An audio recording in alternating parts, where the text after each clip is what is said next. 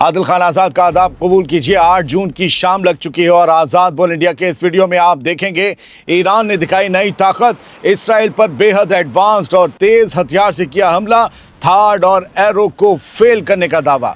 समंदर में बवंडर हो गया शुरू। ओमान के साहिल के पास कार्गो जहाज पर हुआ मिसाइल हमला, जहाज में लगी आग, 24 इंडियन सवार।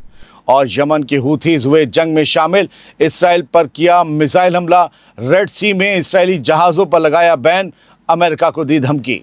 शाम 5 बजे तक की बड़ी खबरें सुन लीजिए सर। ईरान ने इसराइल पर नए हमलों के दौरान बेहद एडवांस मिसाइलें इस्तेमाल की हैं।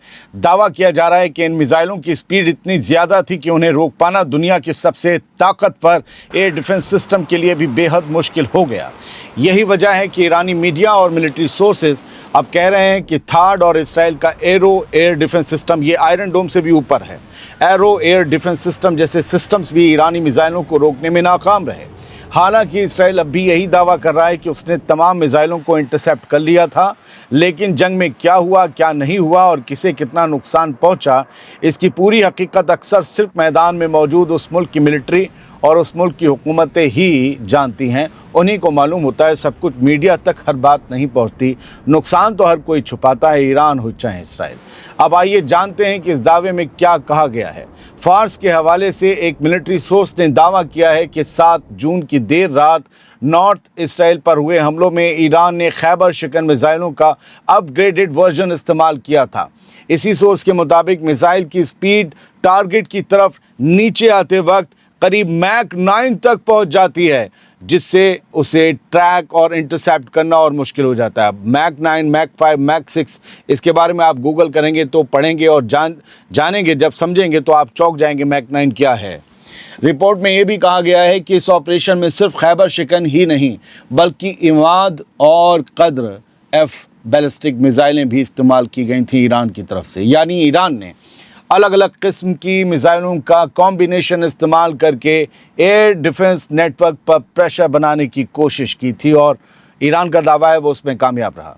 दिलचस्प बात यह है कि पिछले कई महीनों से अमेरिका और इसराइल लगातार ये कहते रहे हैं कि ईरान की मिसाइल ताकत बुरी तरह से कमज़ोर हो चुकी, हमने तबाह कर दिया। लेकिन दूसरी तरफ ईरान नए नए मिसाइल वर्जन्स, नई रफ्तार और नए ऑपरेशंस करके दावों के साथ सामने आ रहा है, कह रहा है कि देखो क्या है नतीजा।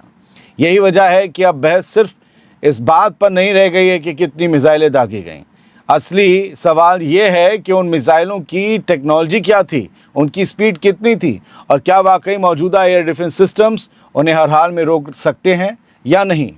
फिलहाल इन दावों की कोई आज़ाद तस्दीक सामने नहीं आई है, लेकिन अगर ईरान का दावा सही निकला तो इसका मतलब होगा कि मिडिल ईस्ट की इस जंग में मिसाइल टेक्नोलॉजी का एक नया मरहला, एक नया फेज़ शुरू हो चुका है, जहां सिर्फ मिसाइलों की तादाद नहीं बल्कि उनकी रफ्तार और उन्हें रोक पाने की सलाहियत सबसे बड़ा सवाल बन जाएगी। दूसरी बड़ी खबर सुनिए। 8 जून की दोपहर स्ट्रेट ऑफ हॉर्मुज़ के करीब एक बेहद ख़तरनाक हमला सामने आया है, जहां 24 इंडियंस को लेकर जा रहे एक कार्गो जहाज़ को ड्रोन या मिसाइल से निशाना बनाए जाने की खबर आई है। ये उसी जहाज़ की तस्वीरें, आगे आग लगी है, पीछे क्रू दिख रहा होगा।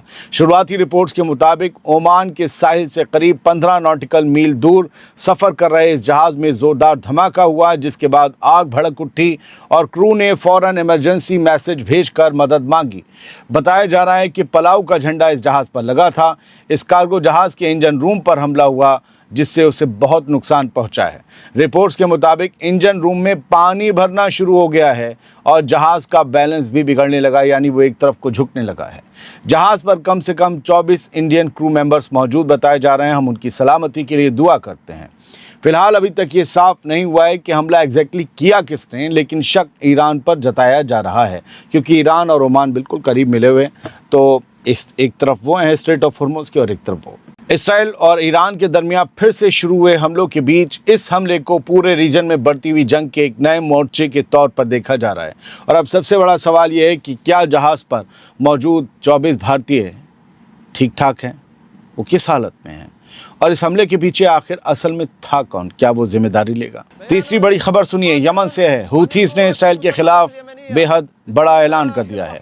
हूथी फोर्सेस ने कहा है कि अब लाल सागर में रेड सी में इस्राएली जहाज़ों की आवाजाही पर मुकम्मल और पूरी तरह से पाबंदी लागू कर दी गई है।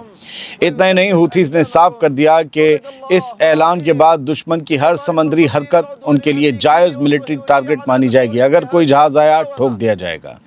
इस बड़े ऐलान से पहले हूथीज की फोर्सेज ने, अंसरुल्लाह मूवमेंट की फोर्सेज ने इसराइल के याफा इलाके में मौजूद कई अहम टारगेट्स पर मिसाइलों की बौछार करने का दावा भी किया। हूथीज का कहना है कि मिसाइल हमले कामयाब रहे, अपने टारगेट्स तक पहुंचने में पूरी तरीके से सफल रहे, कामयाब रहे। हूथी फोर्सेस के तर्जुमान याहिया सारी को आप देख रहे हैं, उन्होंने कहा कि अब रेड सी में इस्राएली जहाज़ों की किसी भी तरह की आवाजाही, उनका मूवमेंट बर्दाश्त नहीं किया जाएगा। याहिया सारी के मुताबिक ये फैसला उसी लम्हे से लागू हो गया जब यह बयान जारी किया गया।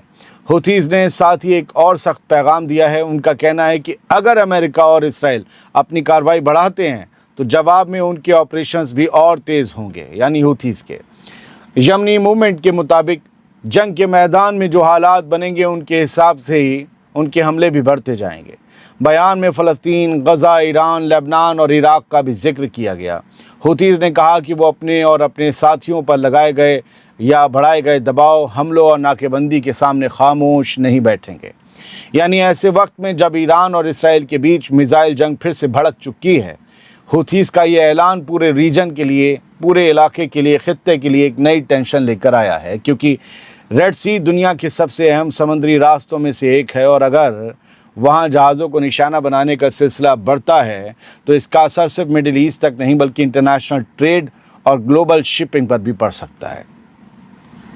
स्ट्रेट ऑफ हॉर्मुज़ के बंद होने का नतीजा और खामियाजा हम और आप सब भुगत रहे हैं। पेट्रोल महंगा है, हर एक चीज़ महंगी है, स्टील, आपका लोहा, एक एक बिल्डिंग में जो चीज़ आती है वो सब आजकल मैं इनसे जूझ रहा हूँ, हर चीज़ महंगी हो गई। सब्जियाँ महंगी हैं। परसों मैं गया तो बोला 200 रुपये किलो लीची, बाबूजी हमने कभी नहीं बेची, इस बार बेच रहे हैं, नीचे नहीं आ रही। तो ये सब चीज़ें महंगाई तो होती हैं एक रास्ता बंद होने से, और अगर रेड सी भी बंद हो गया, बाबल मंदब हूथीज़ ने कर दिया, तो आप तसव्वुर कीजिए दुनिया कहाँ जाने वाली है। अब कुछ खबरें यहाँ से। ईरानियन मीडिया से hostile drone shot down over Tehran, यानी तेहरान के ऊपर दुश्मन के ड्रोन्स उड़ रहे थे और इसमें से एक ड्रोन को मार गिराने का दावा किया गया है ईरानी फोर्सेस की तरफ से, और ईरानी मीडिया ने इसे खबर बनाया है। द टाइम्स ऑफ इसराइल कह रहा है, यानी कि लगातार ख़तरा तो मंडरा रहा है ऊपर ही ऊपर ईरान के। ये खबर चल रही है सोशल मीडिया में, I am not sure about that, लेकिन फिर भी ये कहा जा रहा है कि ईरानियन सोर्सेस के हवाले से ये इसराइल परस्त एक्स चैनल्स लिख रहे हैं या एक्स हैंडल्स कि IRGC के जो कमांडर हैं, मीन सरवा अहमद वाहिदी, उन्हें मार दिया गया है। और वो कह रहे हैं कि अब ये कंफर्म है, क्वेश्चन मार्क रिमूव्ड। पहले क्वेश्चन मार्क लगाए थे, क्या ये एलिमिनेट हुए हैं, अफवाह चल रही है, और अब ये सोर्सेज या यूँ कहें कि एक्स हैंडल्स कह रहे हैं कि नहीं, ये मार दिए गए हैं।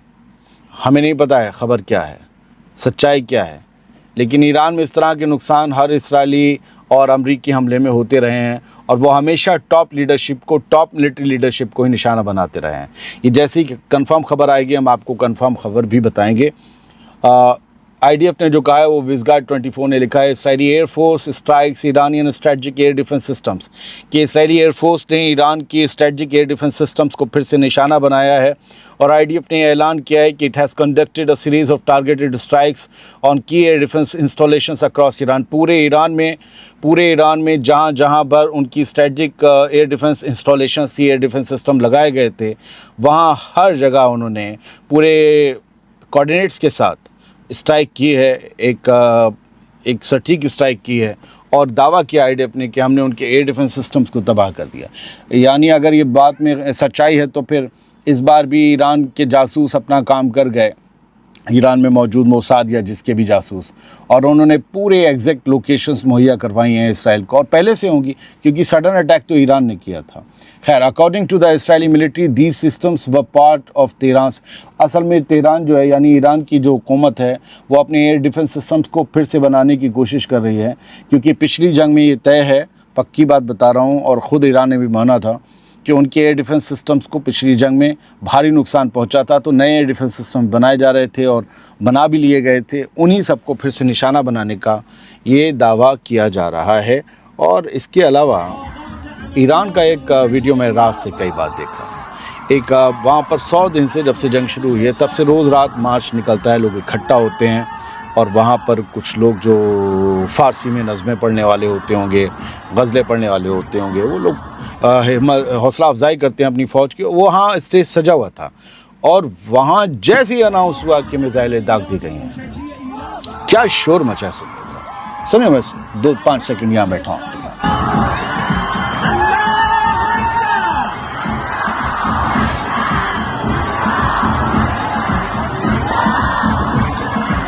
एक कमाल का जोश और जुनून है। मतलब इन्हें इस बात की ये परवाह नहीं थी कि रिटेलिएशन इतनी जल्दी नहीं होता, लेकिन फिर भी कितनी खुशी है कि हाँ चलो हमला किया है इसराइल पर, जबकि पता है नतीजे क्या हो सकते हैं।